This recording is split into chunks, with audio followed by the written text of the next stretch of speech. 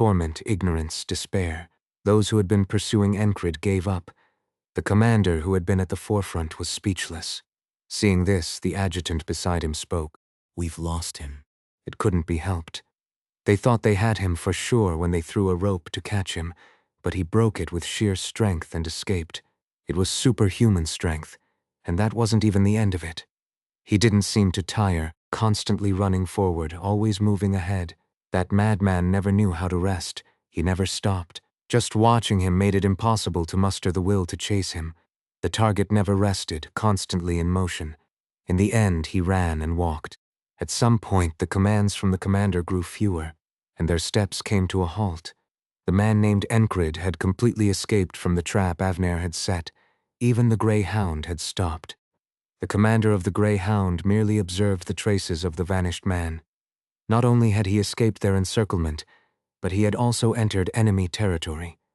If they pursued him further, they would be counterattacked. Thus it was over. "Avner, Avner." The commander of the Grey Hound repeated the name of the one who had vowed to take full responsibility for everything. Hadn't that man said it was fine even if every soldier died just to catch that one person? "The road ahead is, but I will keep moving forward. Yes, call me a fool in the future if you like. Call me an idiot who sacrificed 1,000 soldiers just to catch one elite soldier." The commander recalled the passionate speech Avner had made. If they had all died, then perhaps he would have had something to say.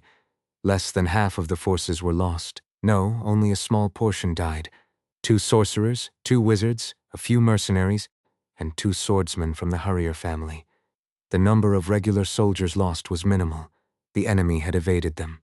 They had found an absurd, nearly unbelievable retreat that no one would acknowledge if reported. The commander of the Grey Hound admitted it. Catch. All that remained was the report. Avner had said he would sacrifice 1,000 soldiers to capture him and would be remembered as a tragic fool. Avner couldn't even become a fool. That opportunity had been taken from him. Avner also admitted that something had happened to Galaf and the junior knights. "They're not coming." As he gazed at the distant battlefield, Commander Nilf bowed his head. Avner had staked everything on this operation. It was akin to gambling against the royal king. The end was approaching. "The road, those assassins who claim to be confident." He had even employed those who fought without hesitation in the shadows. "But I will keep moving forward. There's been no contact. Either have been taken out, haven't they?" Escape? They cannot run away. If Avner so much as moves a finger, their entire clan would be ruined. In other words, they were taken out. But by whom it was utterly absurd. They had been completely bested. Avner laughed. If there was no sense of futility in that laugh, then he wouldn't be human. "But I will keep moving forward. Or has the goddess of luck turned her back on me? Or is it something I missed? What did I miss?" He muttered to himself. The words, spoken in a calm tone, were like daggers he was plunging into his own chest. There was no way Nilf could know what Avner didn't. Nilf remained silent. They were inside the command tent. The 2 of them were left alone, the only ones remaining. Avner sat by the brazier, his head lowered. The intense heat singed a few strands of his hair. Crackle, crackle. The sparks in the brazier popped as embers flew. Some embers landed on Avner's face, but they didn't seem to bother him as he sat, lost in thought. He thought over and over again. Should he curse everything just because it didn't make sense, or should he accept it? Accept what? What was there to accept? That luck wasn't on his side? If not luck, then how did they escape? What happened to Galaf and the junior knights? They were sent to intercept. That was the second plan, a contingency for capturing a small elite force. But the plan had been cut off before it could even begin. He had sent them to capture a few prominent individuals from the enemy ranks and return. But had they been captured instead? But how could that be possible? Galaf? Who could grasp a river in his hands? And what about those assassins from the clan? What happened to them? They were supposed to pick off the enemy commanders, but there had been no commotion in the enemy lines. They had disappeared without a trace. How could this have happened? Did Norelia send knights? Nilf. His thoughts spilled from his mouth in an instant. Would Cyprus? He shouted the names of those notorious in Aspen, but it was meaningless. One of Nilf's most important tasks was keeping an eye on Norilia's affairs. They couldn't have sent knights right now. That was the conclusion. No, sir. Nilf's voice was impossibly low. Avner fell silent once again. His mind searched and probed through possibilities, but no answers emerged. The truth was, unless he knew that the man named Enkrid had been repeating this same scenario over and over, he wouldn't have understood what had happened. Avner ran his hands over his forehead and hair, then exhaled heavily. A clean defeat. When considering all the possibilities, the enemy had too many options at their disposal. Perhaps they grew to the level of knights during the fight. Or maybe they were knights from the start, and they just hadn't realized it. If that were the case, then what happened to Galuf and the junior knights was inevitable. That's the conclusion about what happened on Galuf and the junior knights' side. The assassin clan was taken down in return. Could the fairies have intervened? He had heard that there was a fairy swordsman among the enemy forces. However, no matter how skilled a fairy might be, it wouldn't have been an easy task. Fine, let's assume they had some hidden talents. And Enkrid. Avner repeated the name 3 times in his mind. The man named Enkrid slipped away. He truly couldn't understand it. How could a person manage something like that? Maybe he really was blessed with luck. If not, then A genius of instinctive judgment. a commander who moves by instinct rather than intellect. He had heard of such people before, but he thought there could never be such a person. Instinct is the culmination of experience. You can't strategize by relying solely on intuition. You might get lucky and sense the flow of a battle once or twice, but intuition still requires basic knowledge to be effective. Only then can instinct become a basis for judgment. In other words, only with enough experience can one feel that ominous sense. But the opponent wasn't some late-blooming genius, nor was he a commander who had roamed battlefields his entire life. Even the most veteran of commanders couldn't pull off something like this. Even if someone had wandered 1,000 battlefields, they could be captured and killed. Yet, he had slipped through. The road ahead is difficult because I don't forward. Avner muttered. He had exhausted all his options, but there was still one card left that could cost him his life. Are you going to use it? Nilf asked, knowing the answer. Avner nodded, also aware of what it meant. Oh. 4 dawns be free of forward. When Avner had borrowed wizards and junior knights from the royal king, he had brought along an unexpected ally, but using it would be tantamount to admitting his defeat. When he returned to the duchy, he would face a barrage of criticism. He might not be able to maintain his previous position. If he wasn't executed, he'd be lucky. But even so, he couldn't let this end in defeat. Avner stepped outside. This might be the first time I've ever lost this badly. None of the plans he had set in motion had come to fruition. What had his original plan been? His primary goal was to reduce the enemy's main force, which was represented by a small elite group. The first target had been Enkrid, and the second had been his subordinate units. I never expected Aya to fail. Her eyes were special. In some ways, her eyes surpassed even Frog's ability to assess talent. Her eyes, imbued with will, could instantly discern the opponent's skill level. Because of this, she earned the nickname Aya, who never fights a losing battle. Though she personally liked to call herself the most beautiful woman in Aspen. That Aya got taken down. It was something incomprehensible, but he had to force himself to understand it. He couldn't stop here. Junior Knight Aya was supposed to find her target and kill them. Galuf was kept as a trump card for later. Enkrid was to be captured and killed. That had been the primary goal. But it wasn't the end. There had been more to the plan. He hadn't intended to end the battle by throwing 1,000 soldiers at one enemy. There had been a secondary objective as well. What a shame, what a pity. With this battle, Aspen could have at least made a return to the Green Pearl. If the plan had gone as intended, that could have been the outcome. It had been a strategy considering what would happen after capturing the enemy's elite unit, but now it was all meaningless. What was left? Was it pride, or was it regret? He couldn't tell. Avner clenched his teeth. Is that just a sprain? At Enkrid's question, Ragna raised his arm, which was wrapped roughly in torn clothing. It's a sprain. Was it enough just to insist it was? Is that how it worked? Auden had also said it was a sprain, despite having a clearly broken bone. and Ragnar's injury looked like something far more severe. It was a serious wound, one that would render his arm useless without proper treatment. Of course, Enkrid wasn't in great shape either. My whole body's sprained. Enkrid said, glancing down at himself. Ragnar didn't even bother to laugh. Esther, who was standing below, let out a low growl as if in disbelief. Enkrid made a joke that didn't land and then turned to look behind him. There were no signs of their pursuers. It seemed that way. The ominous presence that had loomed over them, the unsettling sensation that had been prickling his entire body was gone. So now, what should they do? Was it time to feel relieved? Maybe. Hey, yeah. From afar, a loud voice echoed. It was a powerful woman's voice. Squinting, Enkrid saw Dunbachel running toward them. Dunbachel's entire body was covered in blood. His white fur was stained, making her look like a dark crimson beast. The mix of white and dark red created a mottled, patchy appearance.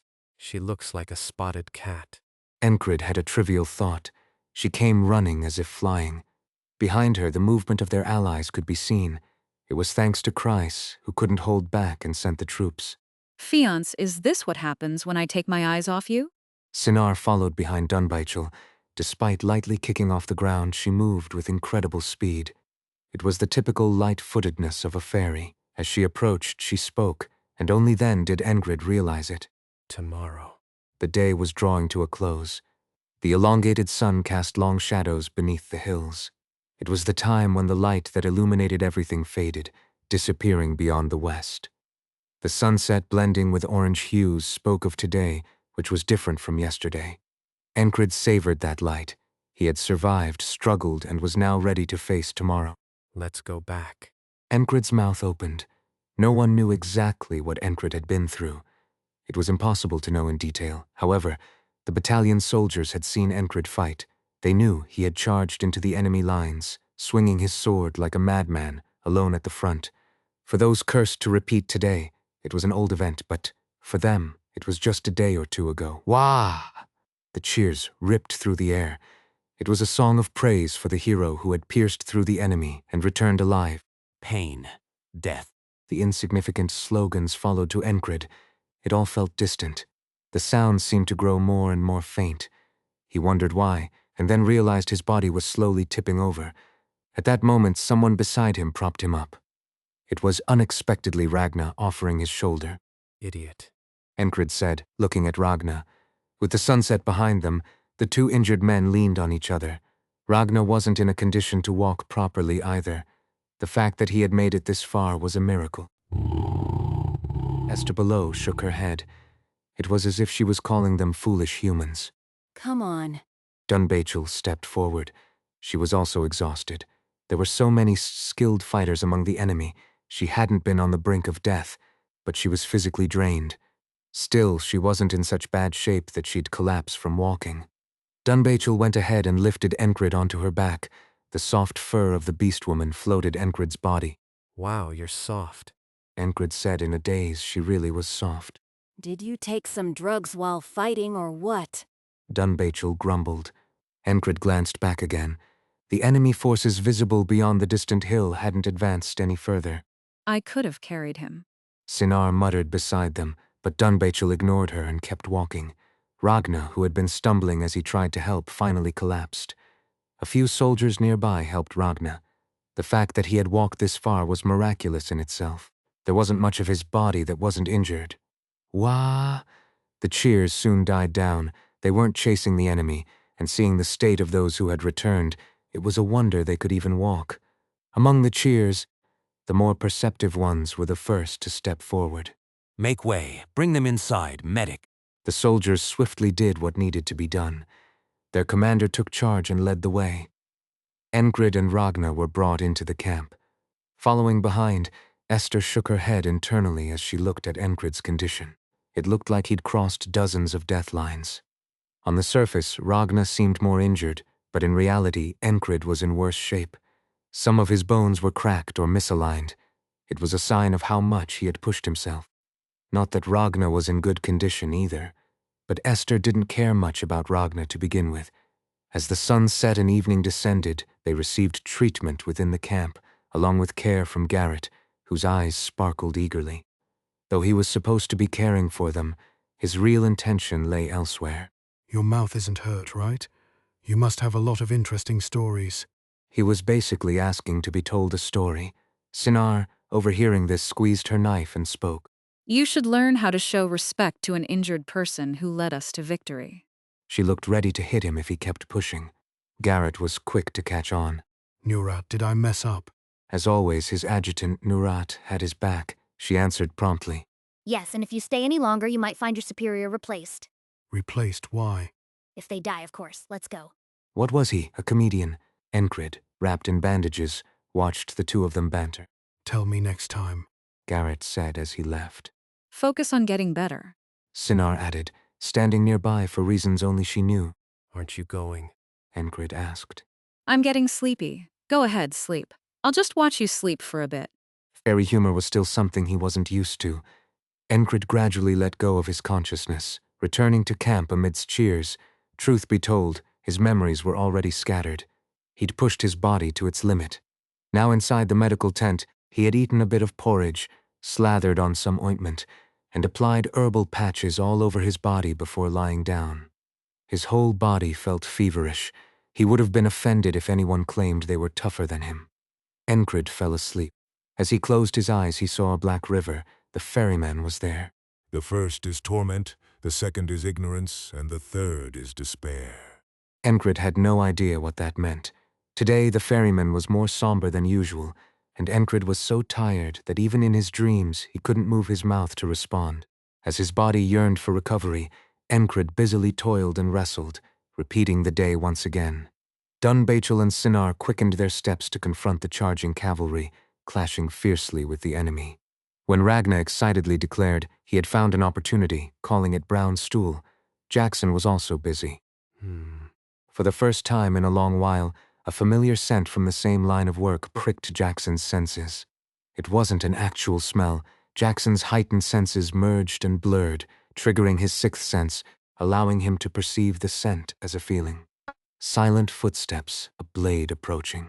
What he sensed through his sixth sense visualized itself before him. Jackson slipped through the ranks of soldiers. The group also recognized him. They were from the family of assassins. They were the ones who had created the Assassination Guild of Aspen, known as Monter's Swamp, and were the true masters of the guild, unlike the mere figurehead guild leader. They were 3 assassins, all highly confident in their own skills. As soon as they identified Jackson, they moved. There's a clumsy one over there. Let's kill him and move on. With a mere exchange of glances, their intent was conveyed.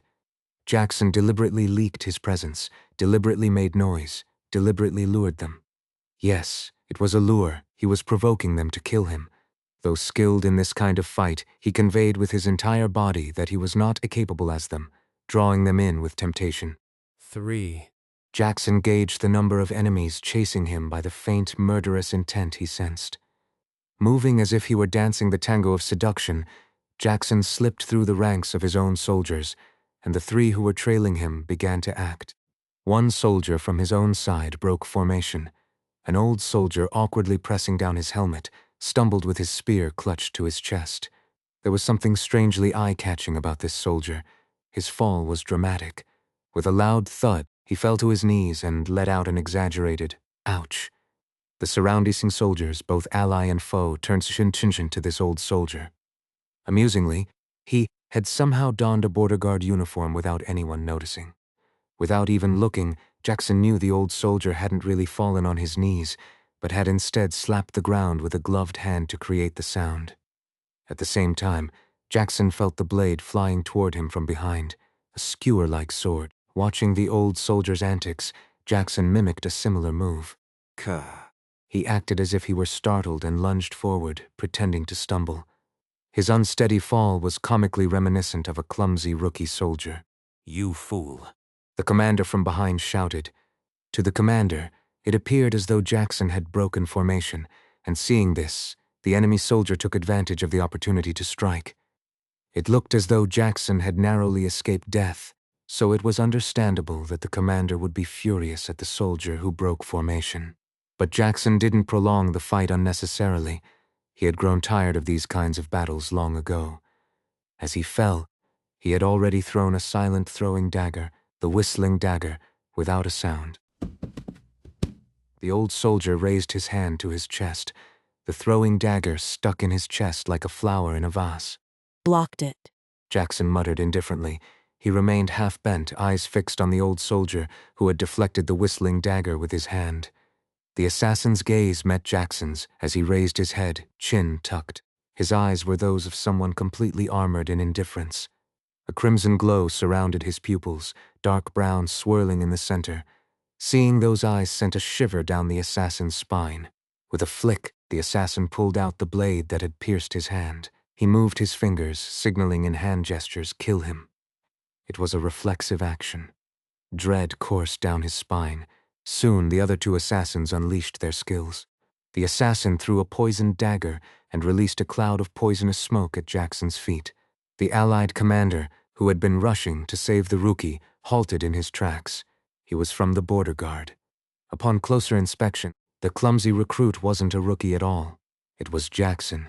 In truth, Jackson had intentionally shown his face to signal not to interfere, though the commander couldn't have known that. Even if someone approached and died, that was their fate. It was none of Jackson's concern. He hadn't ventured far enough to die if they didn't come closer. That's why he broke from the formation. While using an allied soldier as a shield would have made the fight easier, he didn't resort to that. At this point, even Enkrid, the captain, wouldn't give him strange looks. After all, the captain disliked using allied soldiers as meat shields. Why do I even care about such things? Jackson felt like the metaphorical blade he carried in his heart was dulling. Of course, that didn't mean the techniques engraved into his bones were any less sharp. The air rang with the sound of daggers flying, and the steel wires tightened, aiming. Jackson saw it all and dodged. It was a monstrous level of perception. Naturally so, the sense of evasion, the gate of sixth sense. Jackson had taught all of these techniques. In terms of raw talent, Jackson was a genius who had surpassed even the fairies through sheer effort. What happened next was predictable. The assassins attempted to flee in defiance, and Jackson pursued them one by one, creating a second mouth in their throats, or planting a dagger in their hearts. By now, he had distanced himself quite far from the battlefield. No one, friend or foe, had truly witnessed their fight. Even if someone had been watching, all they would have seen were flashes of movement. Damn it, is that Gior's dagger? This was the final enemy. The one disguised as the old soldier muttered, nearing death, he looked resentful. Would knowing make it less unfair? Damn. Blood trickled down from the corner of his mouth. If the dagger lodged in his chest wasn't pulled out, he might live for just a little while longer. But there was no reason to grant him that mercy. Jackson yanked the dagger out with a swift motion and leapt back. In a last act of defiance, the assassin spat out a needle he had hidden in his mouth. The needle cut through the air, flying harmlessly into the void. This bastard. How could someone be so wary at all times? Regardless of the assassin's attitude or gaze, Jackson remained indifferent. As the trembling assassin breathed his last, Jackson inspected his own wounds. The signs of poison use were clear. Black foam bubbled up on his skin. It was a potent toxin, though not fatal to him. He even recognized the poison. While Jackson examined his injuries, the last assassin died. Out of habit, Jackson searched the body. Needles, poison powder, smoke bombs, standard assassin tools. He also noticed a tattoo on their bodies. It was a distinctive symbol. The black lily, one of the traces Jackson had been chasing. He hadn't expected to find it on an Aspen assassin. Jackson stared at it for a while. It seemed like something he couldn't just overlook. That meant, even if only for a short time, it was time for him to leave. A short time. Jackson felt a strange sensation as he realized he was considering the fact that he might return. When was the last time he had a home or a place of rest? The idea of a place to return to. How absurdly fortunate did that sound? Regardless of his thoughts, Jackson also realized that he would do everything in his power to come back. For now, he still wanted to see what Enkrid would do. There was something about that man that made him impossible to look away from. I should tell him before I go. A simple report stating he needed a short break would suffice. Enkrid found himself in a cycle of waking and sleeping. He knew better than anyone that eating well and sleeping were crucial when injured or in pain. So that's exactly what he did. More than anything, whenever he woke up, he was always starving. his body shaped by the isolation technique. It asserted its need for recovery. It was a very strong assertion, and it all boiled down to one thing: hunger. He wasn't just hungry, he was absolutely ravenous. Is there anything to eat? That was the first thing he said after nearly dying and then waking up. What? Oh yes, just a moment. A medic, who had been standing by with full military discipline, bolted out of the room.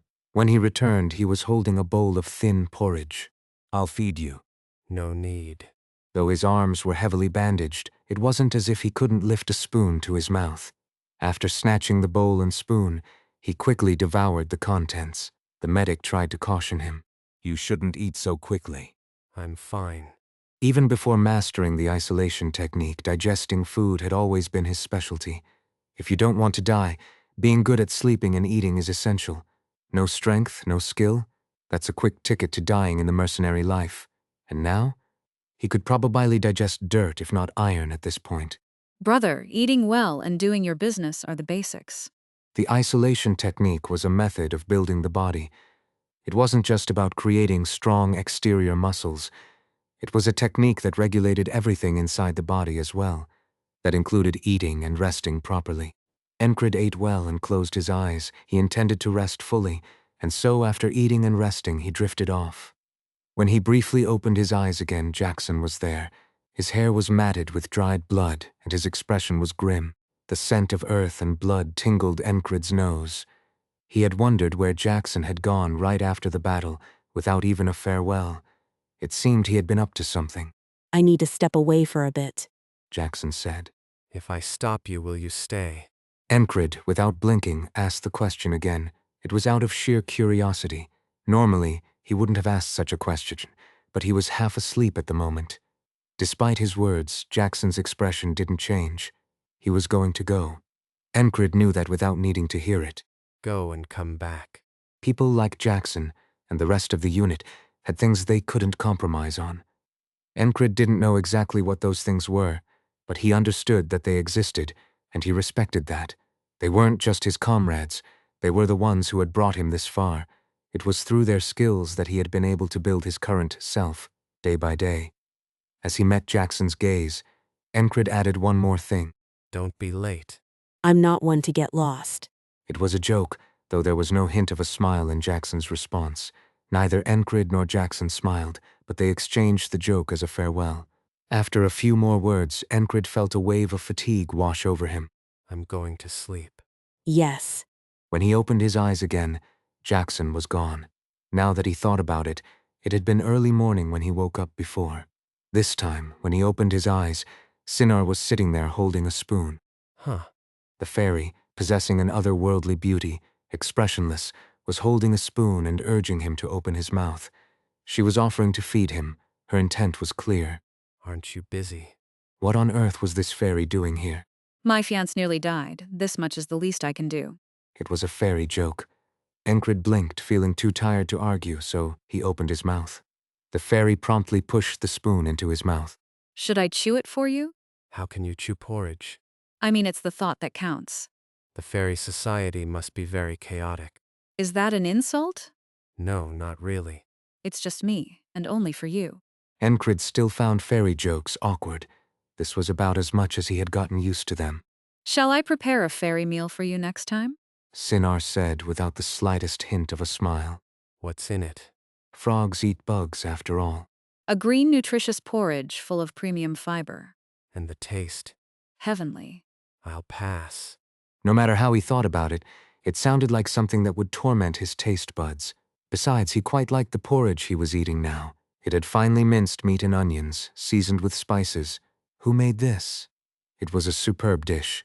Since returning that evening, Enkrid had been bedridden. He spent most of the day sleeping. In between, he had seen Jackson off, eaten some porridge, and briefly woken to see Ragna sleeping as well. Dunbachel had also come by, grumbling. This time the fight was dull. I can do better. But why was she saying that to Enkrid? Yeah, I know you're good at fighting. Anyone could tell just by watching you get beaten up by Rem. You'll do better next time. For some reason, he kept emphasizing that point, though Enkrid couldn't understand why. It was a cycle of sleeping, eating, and resting. His body demanded recovery. and Enkrid listened. His waking hours were short, so there wasn't even time to reflect on the battle. He occasionally wondered where Jackson had gone, but knowing wouldn't change anything, and he didn't really care to find out. If it was something he needed to know, Jackson would have told him. Enkrid focused on eating, drinking, and resting. Is this something you need to put effort into as well? One time when he briefly woke, a female soldier asked him. Enkrid blinked twice and remembered the soldier's name. Helma. Next to her, he saw another soldier, the one who was a master at seasoning food. He was wrapped in bandages around his head and shoulders, probably from injuries during the battle. There was also another figure standing awkwardly beside them. Who was that? Why are you hiding your identity like that? You startled me. Helma said, and the soldier next to her nodded in agreement. I committed an unforgivable sin. The third soldier suddenly dropped to the ground, his forehead hitting the dirt, causing a small cloud of dust to rise. What? I spoke out of turn. Oh, forget it, it's in the past. You didn't know who I was, so technically I was the one who deceived you. No, that's not it. Now Enkrid remembered, the soldier who had been running his mouth, telling him to step up if he was going to fight. Enkrid didn't take it seriously. He was more interested in the bowl next to Helma, catching a whiff of something delicious. He was hungry again. It's like I've got the god of beggars living in my stomach. In reality, his body was simply demanding more food to recover from the blood he had lost. His body had already been optimized for healing, thanks to its regenerative abilities. If Auden saw him, he'd probably feel proud. Brother, they say the ground hardens after the rain. Once you've recovered, you'll be stronger. Let me break your leg for you. Auden would have made such a grim joke without hesitation. The thought almost made Enkrid smile. His comrades were all the same, pretending not to, but always eager to engage in banter with him. Rem was the worst of them in that regard. He wondered what Rem would say if he saw him now. Hey, does it hurt? Can I poke it? That's probably what he'd say, right? What a crazy barbarian. Rem always got cursed at, even when he did nothing. By now, he was probably digging in his ear with his pinky finger, clueless. As Enkrid's mind drifted, staring off blankly for a moment, Helma lifted the bowl and asked, Would you like some? Enkrid reflexively opened his mouth. It wasn't until the porridge was in his mouth that he realized he could feed himself. Why was he acting like this? Probably because of Sinar's influence leading to strange habits. But after already being spoon-fed, it felt awkward to suddenly say he'd feed himself. As Helma fed him a spoonful, then another, he noticed a different flavor this time. Soft, well-cooked beans mixed with savory meat. I used slow-cooked chicken and beans together. The soldier next to him said. The seasoning expert soldier apparently had a knack for cooking too. It's good. Thank you. The soldier replied, looking bashful. I want to feed you too. The third soldier said something crazy. Is this guy out of his mind? Are you nuts? Helma cut him off before Enkrid had to say anything. Good job, Helma. Enkrid had only woken up briefly. After eating and staying still for a moment, drowsiness began to overtake him again. His body was still demanding recovery. It was an honor. Helma said as he finished eating, just before he drifted off again. Enkrid simply nodded in response, too sleepy to say anything more. I'm going to put in a transfer request. I want to fight by your side. Helma added as he was falling asleep. The chatty soldier also spoke, but whether he transferred or not was his own business. Just before falling asleep, Enkrid faintly heard Ragna's voice from beside him. Aren't you going to feed me too? Helma's response followed. Your arms seem to be working fine. In truth, Enkrid's arms were perfectly fine as well.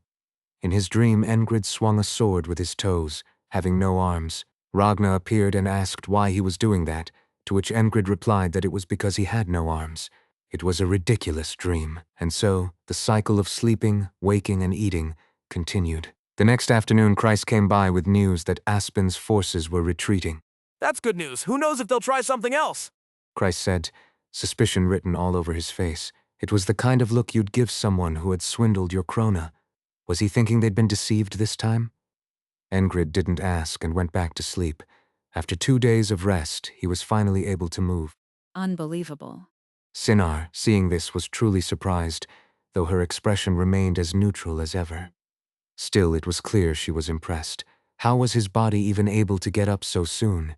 A normal person would have been dead, not just half dead, from such wounds. Could the ointment she had given him really be a miraculous cure-all? She had heard of holy water-infused remedies with divine powers, but the ointment she had given him, made with fairy methods, had no divine elements. Have you been secretly eating something special? What are you talking about? Enkrid dismissed her words as nonsense and proceeded to check his body. Let's see. If his usual condition was a 10, he was at about a 5 now. His body wasn't fully healed, but there was no longer any need to stay bedridden. Besides, he was getting restless. I should tell everyone they've worked hard. When he got up, his head spun. It was because he had been lying down for too long. He could have staggered, but he quickly regained his balance. His senses, trained through to repetitive routine, adjusted to the subtle differences and helped him adapt. Not bad.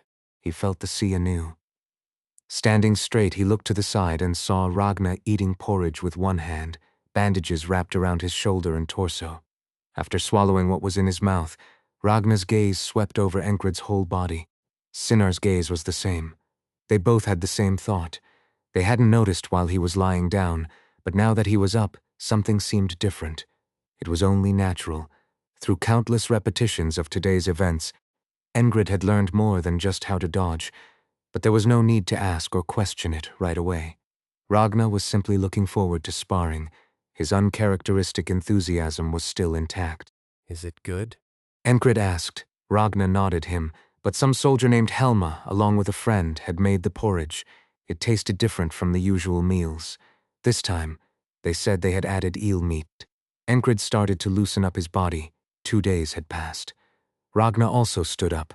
Wasn't this a perfect chance to be lazy? The Madman platoon members were hard to read, so there was no point in trying to figure out what was going on in their heads. How are you holding up? It was just a minor sprain from the start. A minor sprain, yet he had been in bed for 3 days. If it had been a break, he'd be dead by now. That was only logical. Enkrid didn't voice his thoughts. That's just how those people were. Whether it was Rem, Ragnar, Jackson, or Auden, would any of them be different? There was no point in bringing it up, as they wouldn't change.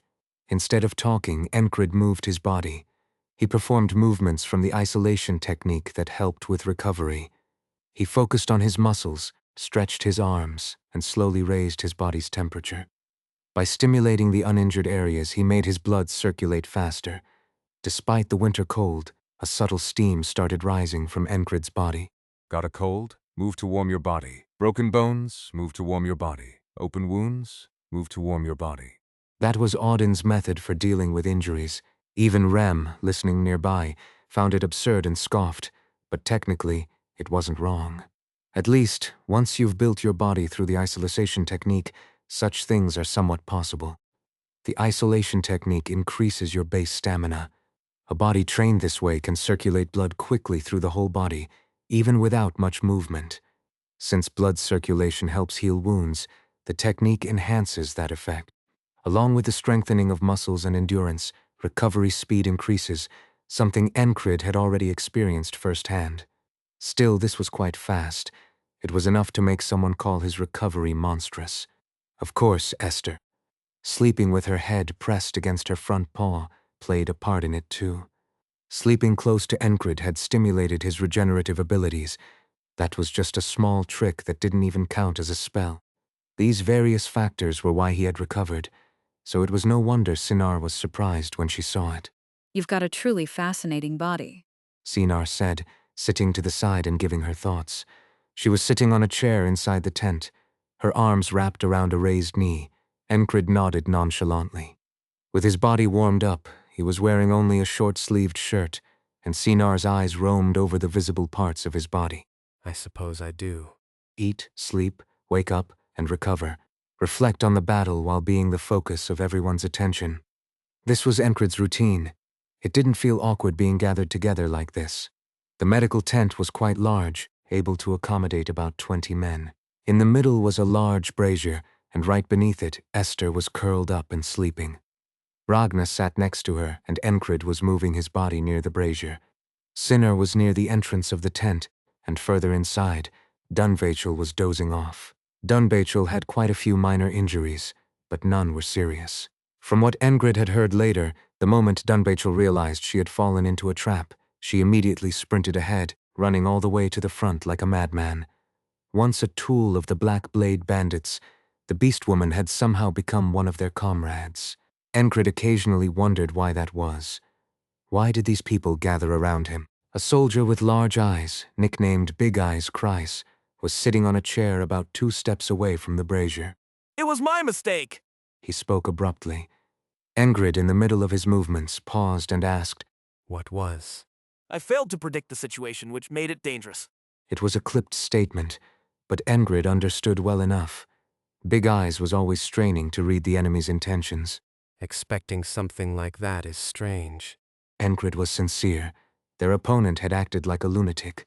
At those words, Kreis turned his eyes toward Enkrid. There was a deep emotion in those eyes, a mix of doubt and distrust. Even though it almost got me killed? Kreis looked into Enkrid's eyes. How could there be no trace of resentment? Why are those eyes always so straightforward? Kreis was puzzled. How could a human be like this? I'm alive, not a ghost or anything. He wasn't dead, and that was enough. You really are something else, Commander. For a moment, Kreis felt a sense of gloom, but he quickly buried it. Yeah, what's the point of questioning it? It's not like he didn't already know his commander was like this. What's with him? Look, even now, Enkrid seemed to be asking that question with his eyes, as despite nearly dying, there was no resentment. Even though the whole ordeal happened because he had charged into the enemy's territory at Kreis's request, he didn't hold anyone accountable. And Ragna, sitting beside him, was just as indifferent. Even though Enkrid was questioning him with his eyes, he simply looked back with the blank expression, as if asking, "What are you even asking?"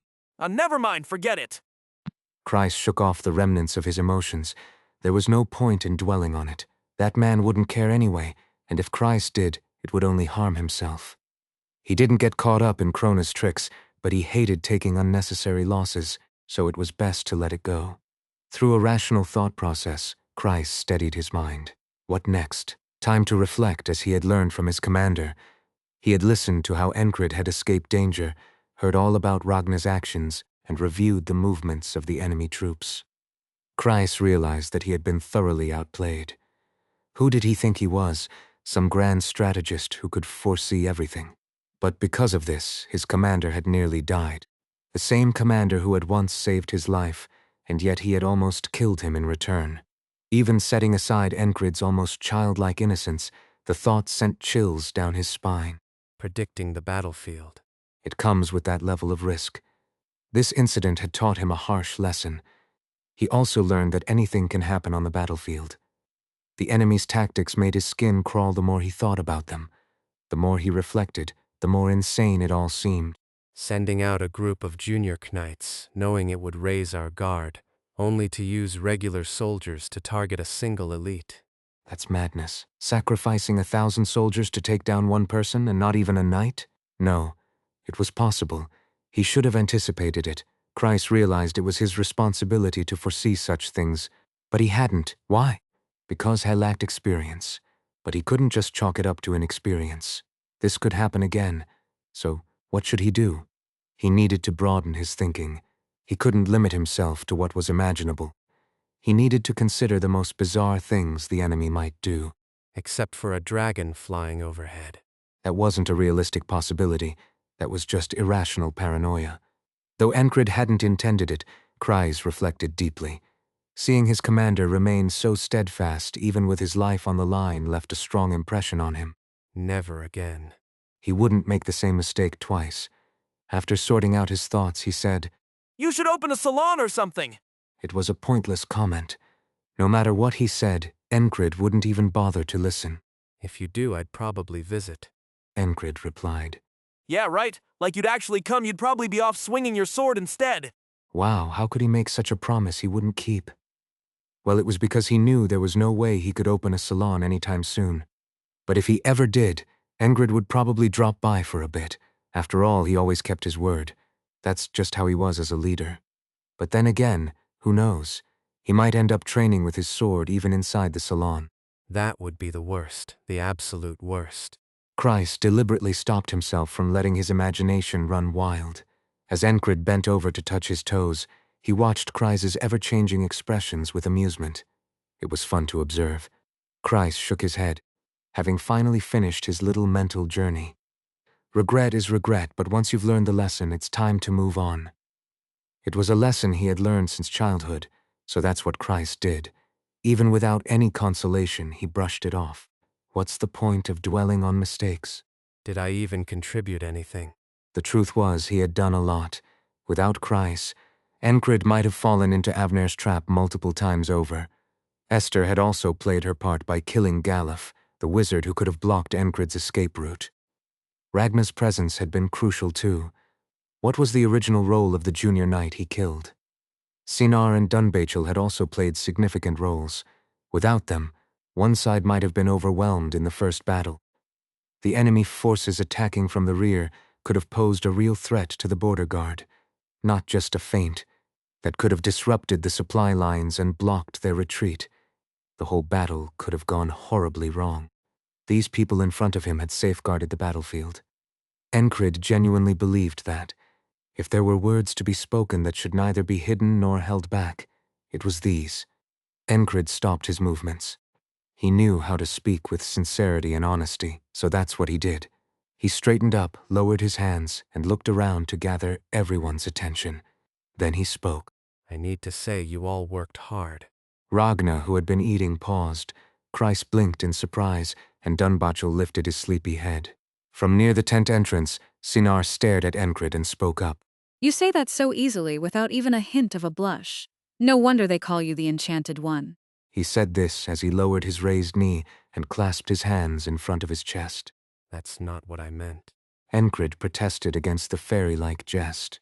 Weren't you the one who worked the hardest, Commander? Christ blinked, speaking in a tone of disbelief. Esther, half asleep, briefly looked at Enkrid and then tapped the ground with her front paw as if to say, Don't mention it. Ragna stared intently at Enkrid, saying, I fought for myself, before resuming his meal. Dunbachel nodded in agreement. Yeah, I worked hard too. They were an amusing mix of fairies, humans, beastmen, and wizards. Enkrid genuinely thought so. Where's Jackson? Chryse asked. He said he had to go somewhere. Enkrid replied. Where to? I don't know. You just let him go without knowing? And why not? Well, it's not like they're the kind of people you can really keep tabs on anyway. From the very beginning, back when they were part of the Madmen platoon, Enkrid's attitude had always been consistent. Handle your own business.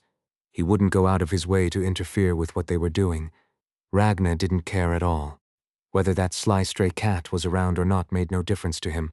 He remained seated, lost in thought, reflecting on what he had gained. The flames of his determination had not yet dimmed. Sinar continued observing Enkrid, while Dunbachel brought her scimitar to the whetstone. Scrape, scrape! After sprinkling some water from her water bottle, she pressed the blade against the stone. She was sharpening her scimitar, the practiced hands of a former mercenary, well-versed in weapon maintenance. Chryse, sitting there, marveled at how such a peculiar group of people had come together. Everyone was engaged in their own activities. As Enkrid resumed his exercises to warm up, a sudden sound broke the quiet. Rip! The tent fabric tore. Sinar reacted first. Without any warning, she drew her knives, already on her feet. Esther opened her eyes. Ragna gripped his spoon as if it were a sword. Ah yeah, that's him. Black hair, blue eyes, a pretty decent face. A voice accompanied the cold wind that blew in through the tier in the tent. The fire in the brazier flared up, casting dancing shadows around the room. It was just after dusk, and the time of twilight had passed. Blue moonlight from outside mingled with the red glow from the brazier, creating an eerie mix of colors. Standing at the point where the two lights met was someone. My apologies. And then he spoke. Enkrid's dream appeared in the form of the Grim Reaper. Enkrid's eyes reflexively scanned the other person's body. A slightly spread stance, drooping hands, disheveled brown hair, and eyes that lacked any individuality, and a shabby appearance, not the attire of an enemy soldier, nor an ally. Several questions arose at once. The first, how did this person get here? The second, what is their level of skill? The third, what is there to be sorry about? There's a reason, so let's end this quietly. The person spoke and drew a sword. A cheap, short sword. Just from the sound of it being drawn from its sheath, Enkrid could tell by looking at it. The blade was chipped, and the leather wrapped around the hilt was unraveled, hanging loose. The blade's color was dull, rusted. The funny thing was, Enkrid hadn't even noticed the weapon until the man drew it. Yet, as the man drew his sword, a deep sense of foreboding surged within Enkrid. It wasn't like the pressure exuded by the leader of the gnolls or the intimidation from the junior knight, Asia. If those were indirect pressures, this felt more like something else. It was as if that blade held an overwhelming fate that no matter what he did, he couldn't stop. Why? Through relentless training, Enkrid's senses had sharpened like never before. The sense of evasion had suddenly transcended its limits, gifting him with this feeling of dread. It was an unexpected stroke of luck, but right now it was a useless. As a result, Enkrid's body froze. The chains of dread bound his arms and legs. Fiance. Sinar, observing, opened her mouth. What did the fairy's sharp perception see that others didn't? We should avoid this. Sinar said, and the man disappeared. A long after-image remained in Enkrid's eyes. Instinctively, his gaze followed. The man, now a streak of light, had already reached Sinar. Though Enkrid's eyes were wide open, the man's figure seemed to cut in and out as if disappearing. That's how fast he was. Even with all his honed vision, that was the limit of what Enkrid could see. The sound came first. Then the scene unfolded before his eyes. Sinner had already taken a defensive stance. Enkrid saw the chipped short sword, producing sparks over Nadal, sliced through Sinner's chest and abdomen. Fairy blood sprayed into the air. Nadal blocked, but the force pushed it aside and the sword's tip cut through her body. It was a perfect balance of strength, speed, and technique. In that moment, Enkrid realized. A truly perfected sword strike must be something like that. If you're lucky, it won't happen again. But if you survive by luck, I won't do it twice. I know this isn't an honorable thing, so I ask for your understanding. The man muttered, lowering his short sword. Even so, his words pierced Enkrid's ears clearly. What was meant by once or luck was unclear. The talk of honor made even less sense. But one thing was certain. Sinar had fallen. She clutched her chest, sliding to the ground. She tried to hold herself up, pressing Nidal's tip into the ground, but her sword scraped uselessly across the floor as Sinar collapsed, head hitting the ground with a thud. I feel bad too, that's the truth. The man with the brown hair turned and spoke. Enkrid stared directly at him. Even if that rusted knife in his hand were all he held, the events that had just unfolded would repeat themselves. It was inevitable. All the countless questions swirling in his mind converged into a single answer. The man before him was more than a junior knight. He was someone who invoked a sense of inevitable doom, an inescapable fate, with just a glance. In other words, he was a knight. A lone warrior capable of cutting down 1,000, a nightmare on the battlefield, a disaster born from human hands, a strategic weapon that could change the course of a battle. Enkrid's dream had manifested as the Grim Reaper. Damn, what is this? Krace muttered in confusion from behind. Move, Ragna said, pulling Krace by the scruff of his neck and stepping forward. Ragna wasn't even holding a sword in his hand. Instead, he clutched a spoon as if it were a replacement for his sword. What the hell? Dunbachel growled. She had already completed her transformation into her beast form. The man lowered the short sword in his hand. Then he moved toward his next target. There was no sound of his foot striking the ground, no noise of air being torn apart. He simply moved and slashed. It was such a simple motion, yet even following it with the eyes was a struggle. Dunbachel was next. She drew her scimitar before the man made his move. If he hadn't acted, she would have struck first.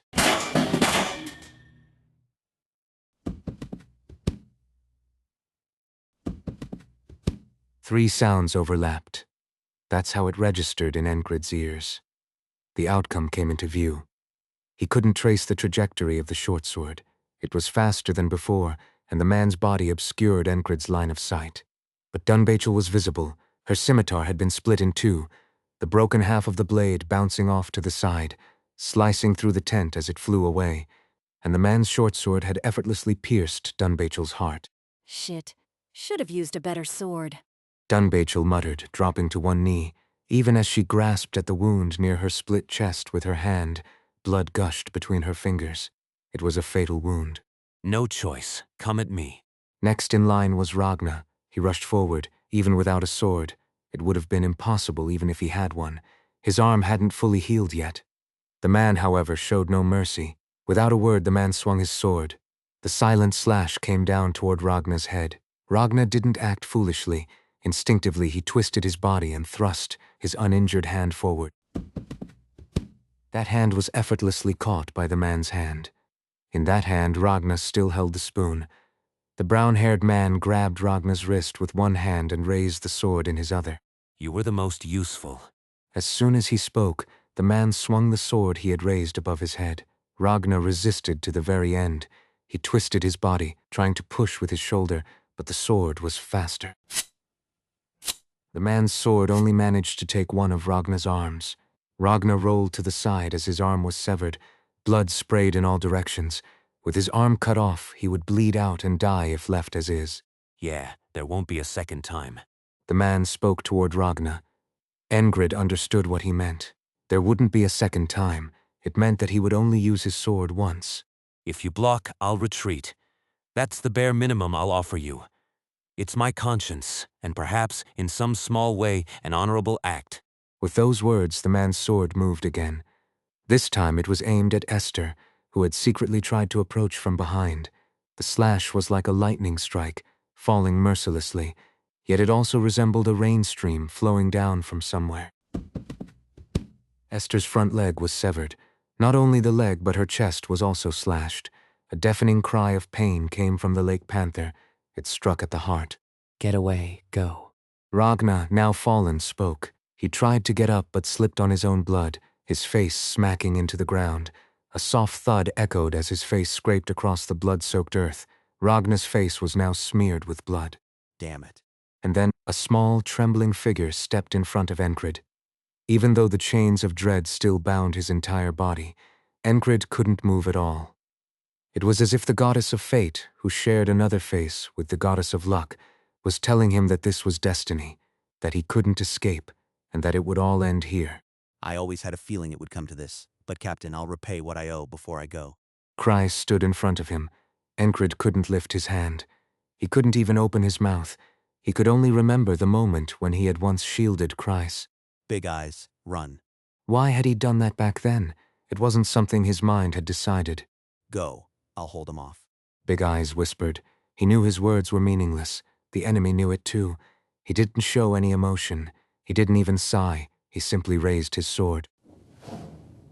As the flames flickered in the wind, the sword cast multiple shadows.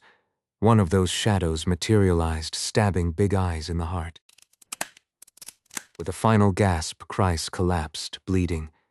Blood tears streamed from his eyes as well. Enkrid witnessed everything. On the surface, he appeared calm. The brown-haired man turned toward Enkrid. The two flames flickering in his emotionless face were striking. Enkrid's eyes burned far more intensely than the campfire. The knight saw that. Whew, just once. The man muttered with a displeased sigh. He didn't like this situation at all. A knight exists for honor. An ambush by a knight was unthinkable. It was unexpected, but in reality, it didn't matter. It had already happened. Everyone was dead. Only then did Enkrid's lips part. Never thought I'd be the one to say this. He saw Sinar, Ragna, Dunbashel, Esther, and Chryse.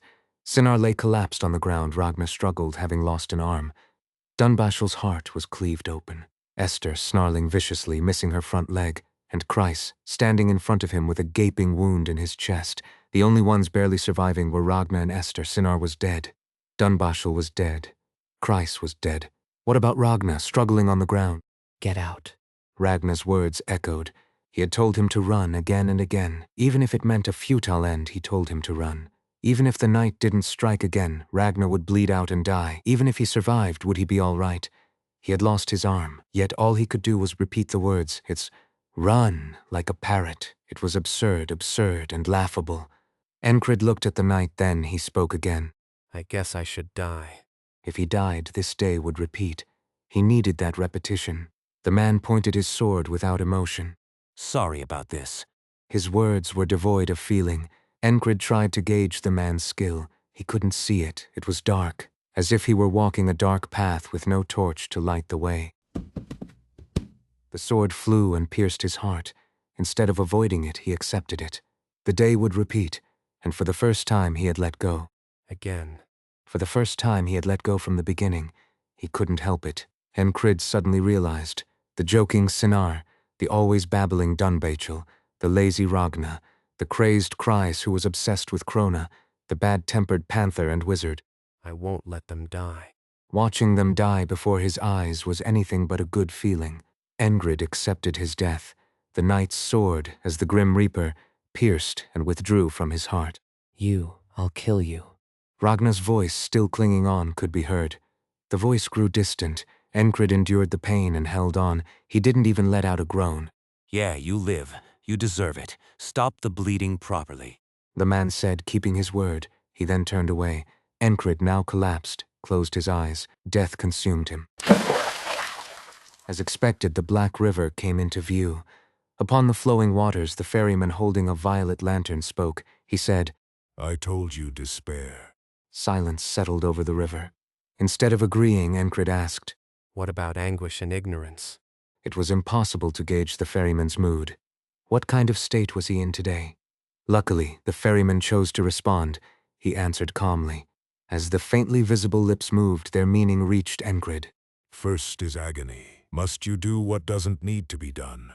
Was it a test from the ferryman, or was it fate shaped by circumstances? He didn't know. However, he hadn't sought the child out of necessity. If your heart drives you to act, why hesitate? There was no value in agonizing over it. In other words, it wasn't agony. At least not for him. Second is ignorance. Enkrid hadn't recognized the barrier before him. Not knowing is ignorance. On this day called ignorance, the ferryman had helped him. Why he helped, Enkrid didn't know. But even without the ferryman's help, he would have eventually figured it out and crossed that barrier. So, ignorance too would have been understood one day, and during that time, Enkrid would have quietly kept walking. Thus, the barrier of ignorance held no true meaning either. The third is despair. That statement carried the message. You cannot overcome this. The ferryman's intent was clear. Endure the knight's sword. It was, without a doubt, the harshest of all the days he had experienced so far. What's more, before that, he had to witness the deaths of those he called comrades. To say it had no effect would be a lie. Savor the despair. The ferryman, as he had done on all previous days, spoke without a hint of a smile. The morning of today has dawned once again. Enkrid repeated the same today once more. The chains of ominousness beyond the sense of evasion still tightened around his body. His limbs were stiff, unable to move. Meanwhile, nothing was different about watching someone die. By the time evening approached, Enkrid said what needed to be said. At least the bare minimum of preparation. Ragna, hold the sword and rest. Though he had said it beforehand, the sword wasn't the issue. He was exhausted. He was injured. He was far from being in his best condition. Knowing this didn't mean it could be stopped. That's why it was a catastrophe. It wasn't called a catastrophe for no reason. The knight once again killed all of his comrades. The third today passed, and the fourth today followed. It repeated. The ominousness, the tightening chains, the death of his comrades, his own death, the pain, and sometimes he met the ferryman of the river. It's despair. The ferryman again planted the two words, despair, in his mind. Enkrid did not respond. It's despair. 12 days passed, the same today repeated over and over. Bound by the chains of ominousness, trapped stillness, Enkrid filled his eyes with the deaths of his comrades. He never once looked away. He couldn't. Kreis, terrible at fighting, yet insisted on standing in his way. The one who talked about running every day, why was he showing his back in front of him now? This was a curse. That's why it didn't dull. Neither the physical pain nor the inner pain lessened. He always had to endure the same pain. He always had to witness everything. Though Enkrid had never intended to look away in the first place, pain was still pain. This is despair. With a light tone passed by, it was the 22nd today. Wriggle. Just after Sinar's chest was split open, Enkrid's finger twitched. Today's repetition was slightly different from the past 21 toe days. Fiance. She didn't die. In the first today, he thought she had died, but she was no ordinary person either. She twisted the sword's trajectory with Nadil and minimized the damage. Within her moves were two blended sword techniques, one for striking and one for defending. What about Ragna? He didn't bet on speed against his opponent's sword strikes. Instead, he stood his ground with his sword, enduring with strength. They were people with much to learn from. Wriggle, Ragna, Kreis, Dunbachel, Esther. After witnessing all their deaths, Enkrid regained freedom in his hand. Finally, I can move. And a simple phrase. Huh? Yet the man with the brown hair still thrust his blade into Enkrid's heart. Enkrid died again. It was the Black River and the ferryman. With nothing else to do, he showed up again. It's despair. The ferryman, who had conveyed his meaning, directed his unfocused gaze towards Enkrid. Enkrid looked at the ferryman indifferently. Even though he spoke of despair every time, there was not a hint of weariness or boredom in his expression. As Enkrid continued to watch, his body slowly began to fade. It was time to return to reality, time to live through another today, where he would have to witness the deaths of his comrades again. It was the moment to return to the repeating day of death. His body and face blurred like smoke. The ferryman watched Enkrid.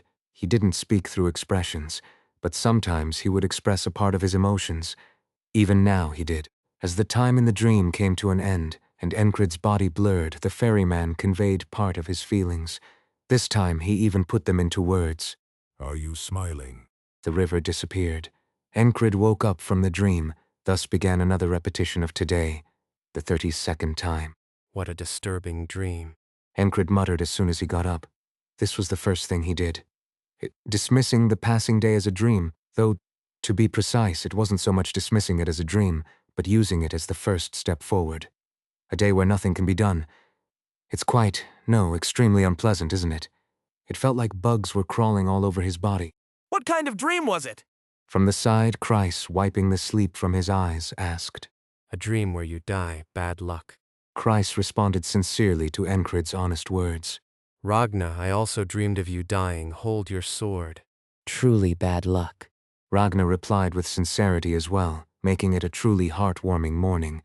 Though Ragna didn't believe in superstition, anyone might feel uneasy hearing such a comment, especially since it was coming from Enkrid.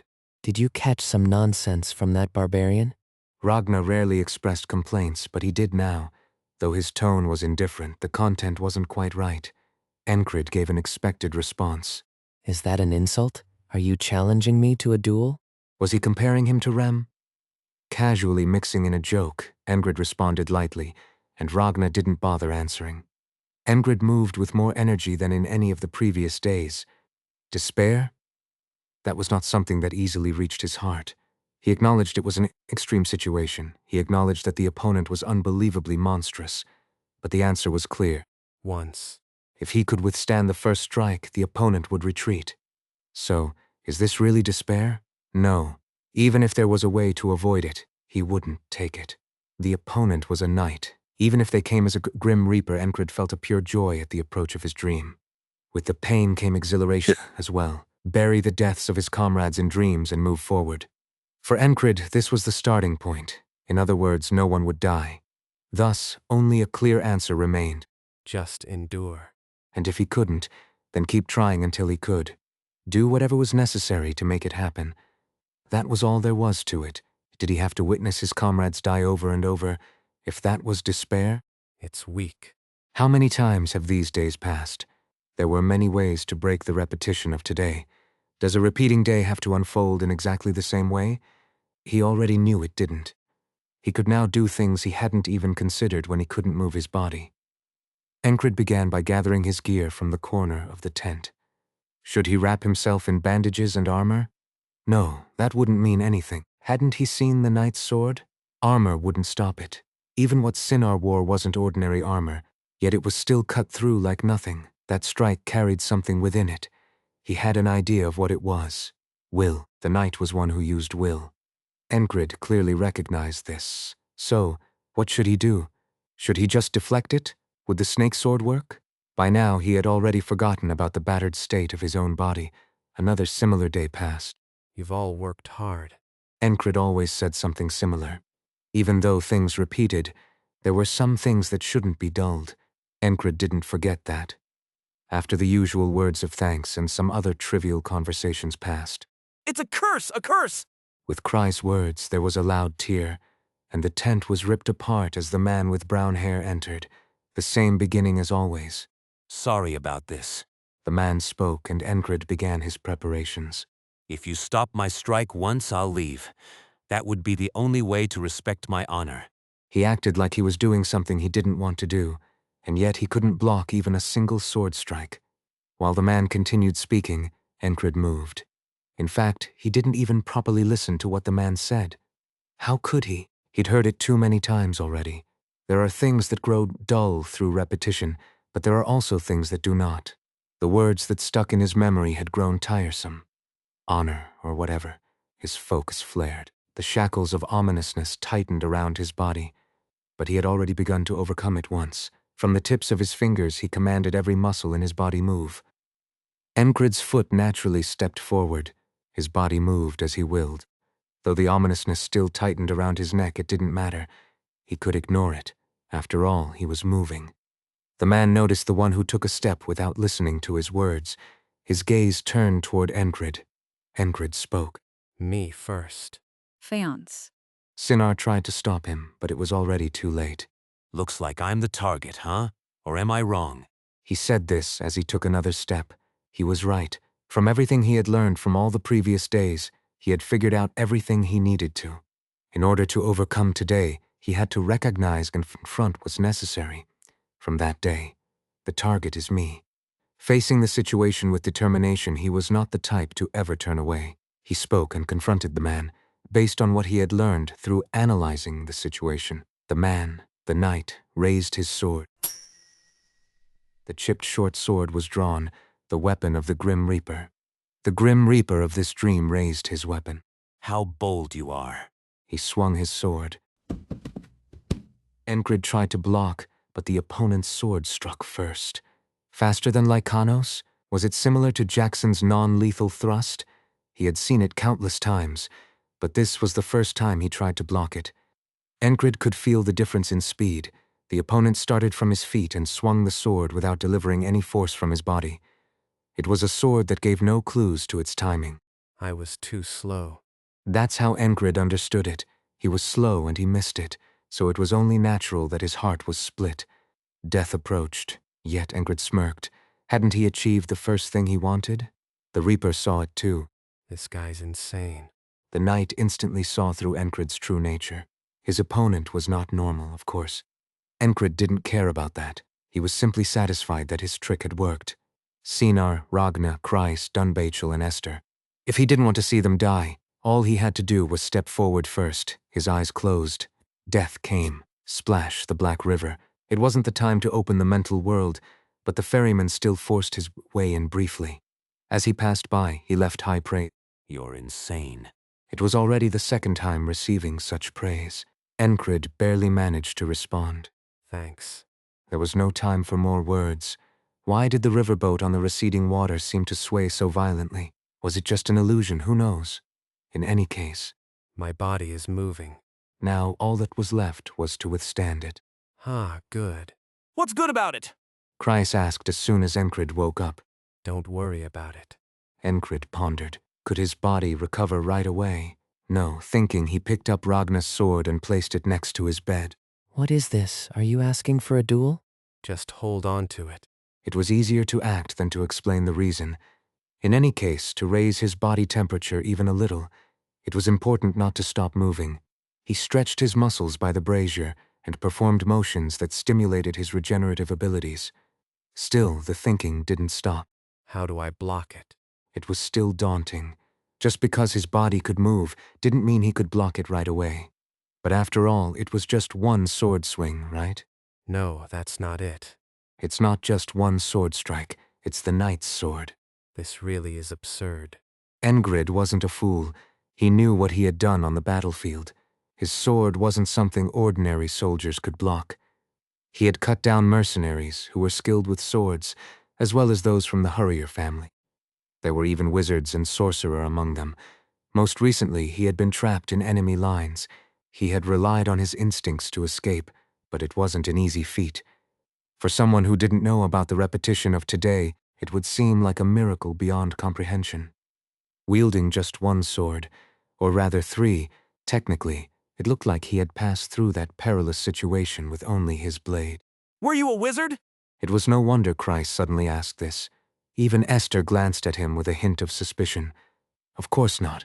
He didn't know how to cast spells. He thought again about the knight's sword. Now, it felt like he had become an ordinary soldier. His thoughts continued. Would Jackson have noticed? No, if Jackson were here, wouldn't he have been able to handle the knight easily? Would he have found a way? What if Ragna hadn't been injured? These were idle thoughts. Is this what despair is? Was it the leftover remnants of the emotions the ferryman had shoved into his mind? Enkrid didn't bother to discard or erase any of it. He left it all as it was, naturally. It didn't matter. What is despair? It's when one has nothing left to look forward to, when hope is severed and one collapses. It's when one falls apart, consumed by self-pity. None of that had anything to do with Enkrid. Would he be trapped in today because he couldn't withstand the night's strike? On the contrary, he welcomed it. Better that than living each day, barely scraping by, with no catalyst, no purpose, watching the dream he held on to crumble and tear apart, worn out by time. Let's face today head on. He would rather struggle, even if death approached. It didn't matter. He wasn't living just to die, anyway. Above all, the days that had passed, the things the ferrymen called agony and ignorance, and all the countless days before this, they had broken through one of Enkrid's outer shells. Just as it had been when he first faced it today, his mind stood firm and clear. It was a small realization, but it was also a great one. There's no rule saying I can't use today to my advantage. He had used it when he faced the lycanthrope and the wizard, and when he broke through the spell traps, he had fully utilized today.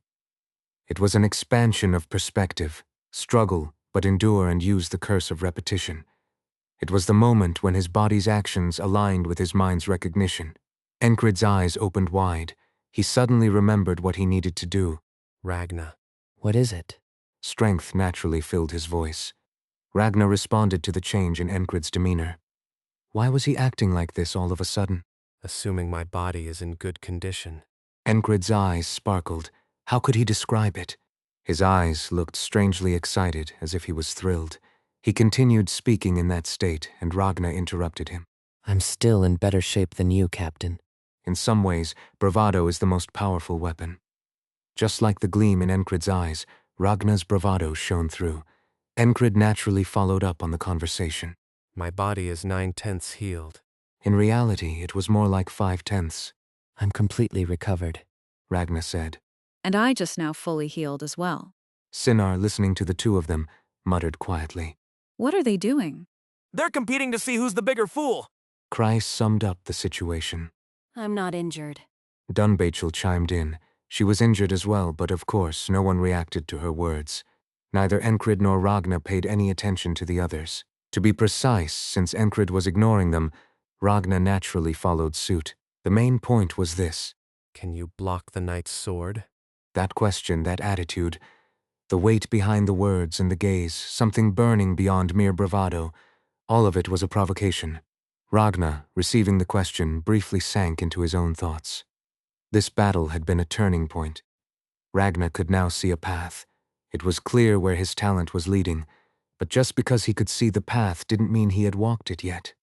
He hadn't experienced it, so he couldn't be certain, but hadn't his shining talent already shown him the way? This was a path revealed by the talent awakened through this battle. Ragna was half sure now. This was the path to becoming a knight, so... I'll block it. Setting aside the bravado, it seemed possible. A strike imbued with will. If he could make the first move with what he had gained, he could block the knight's sword. It was a vague certainty. It was also confidence. At the very least, he wouldn't fall easily to a single blow. Thinking wasn't about sitting alone, clutching one's head and acting like an idiot. Ragna's transformation was as evident as Enkrid's, and Enkrid could subtly sense it, especially with how Ragna's reaction to the knight had changed slightly with each repeated today. What did that mean? Wasn't it a sign that he had seen something? Doubt and curiosity arose. Enkrid saw a clear and easy path. He sought the answer from Ragna. How? Now then, explain the method. Ragna seemed intoxicated, as though he were under a spell. Enkrid's voice and gaze had made him that way, so he obediently opened his mouth. He envisioned the knight's sword and pictured it in his mind. When it came to sheer talent, Ragna could be considered the best on the continent. He didn't hesitate. His lips parted quickly.